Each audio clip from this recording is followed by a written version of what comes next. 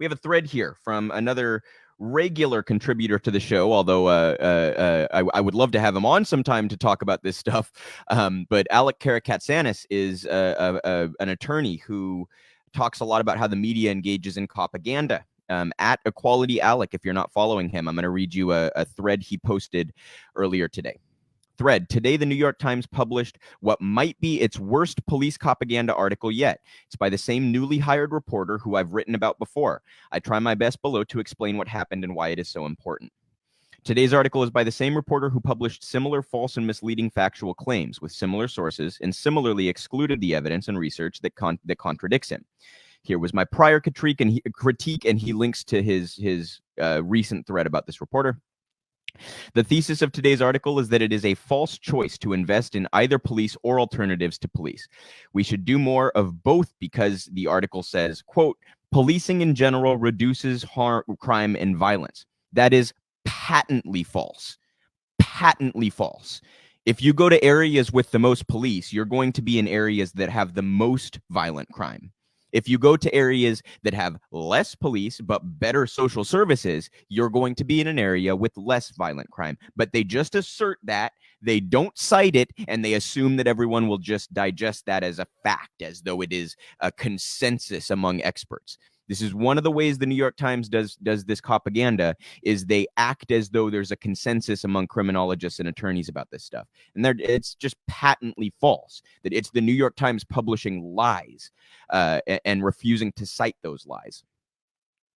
Note that the reporter has very weak evidence. He omits research showing modern policing does not reduce crime, and the few pro-cop studies he cherry picks are flawed for reasons I've explained, like they omit crimes committed by cops when counting crime, right? Police can murder people, and that doesn't count towards the murder rate, right? You see how this works? Nonetheless, policing, we are told, reduces immediate violence, and other alternatives reduce long-term violence. The basis for the article's thesis, therefore, is that, quote, both sides work best together, experts said. Notice that they say experts said, without citing the experts, right? Without none of it. This sentence belongs in the Journalism Hall of Fame. First, the reporter employs a common unethical tactic. He uses the vague term experts to make it seem like there is consensus among knowledgeable people. Readers are told that experts on the issue agree. There is no hint that this claim is hugely controversial among experts. This attempt to hide from readers an important and interesting debate is a failure of journalism on a life and death issue. It is vital to ask questions about whether and how much harm and violence in our society is linked to inequality or to minor tweaks to policing tactics. Second, note how bizarre this claim is on its face. Later in the article, reporter drops a quiet bombshell. Even the flawed pro-cop research he cites shows that policing has very limited short-term effects on small areas, but this positive effects evaporate over time. Let this sink in because he buried the lead. Although U.S. has embarked on globally unprecedented spending on police and prisons for 50 years, they don't reduce crime long-term. If spending on cops made us safe, U.S. would be safest society in history. So this reporter is arguing that we should trap ourselves in yet another cycle of foolish short-term band-aids that not only bring enormous costs, human by caging millions and separating millions of children and financial by costing trillions. And by the way, he means local constituencies, right? Police are funded locally largely, but that don't even work long-term. It's worse. There is a virtual consensus of historians, sociologists, anthropologists, economists, etc., who have studied the issue. The violence, political lobbying, trauma, public relations, profitability, and surveillance of police are a driver of inequality. Therefore, for those who actually study the issue, it makes little sense to advocate increasing money and power for cops while also gesturing at reducing inequality and investing in affordable housing, etc. Many experts have shown police actually block those things. In fact, to take just two highly researched examples, one, controlling the poor to benefit real estate developers, and two, the surveillance and brutal infiltration of social movements, are two consistent and defining features of the last 125 years of policing. To see how this works, when more and more is invested in police and the for-profit corporations who drive a lot of the police bureaucracy's waste, fraud, and abuse, read this amazing report about what happened in Los Angeles. The incredible history of U.S. police, from union-busting corporate squads and slave patrols to modern law enforcement, marketed as protecting public safety, is available in the book Our Enemies in Blue, which you can read free, and he cites the link there. Finally, I want to note that this reporter's work has gotten more sophisticated. Instead of making outlandish claims about police in isolation, he is now combing those claims with gestures about needing to invest in alternatives as well. This is a tried and true strategy.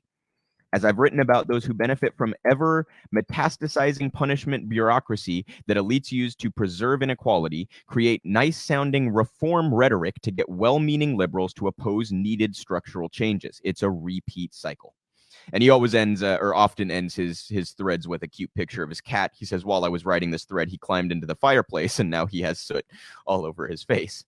And he adds here, update, want to make clear that one thing that makes this let's spend more on cops and fix inequality 2 line so disingenuous is they know investing in cops is the only thing meaningfully on the table, and that massive investment in housing, schools, health, arts, etc. isn't. Again, excellent reporting there on the nature of Copaganda from Alec Karakatsanis. He also had a fantastic thread the other day responding to Joe Biden's call for more funding for police and how dangerous that kind of propaganda is. So the New York Times, a very regular perpetrator of this kind of propaganda, despite being considered the gold standard of journalism. They're overtly lying to you and then covering themselves by saying, well, experts say. That's something to look out for too, you guys. Like this is a common tactic used by those like on cable news, for example, where they'll say when they want to present their own opinion, they'll say, well, you know, people say, and then they'll just give their opinion with no sort of like explanation of how many people say or how many people disagree. And by doing that, you create this sort of like assumption among your viewers that that's a consensus. It's one of the most simple and yet most nefarious forms of propaganda out there. You omit the opposition and then prop up your position as though it's an expert consensus. Alec is always tearing these shitty journalists to shreds, and I would encourage you all to follow him at Equality Alec.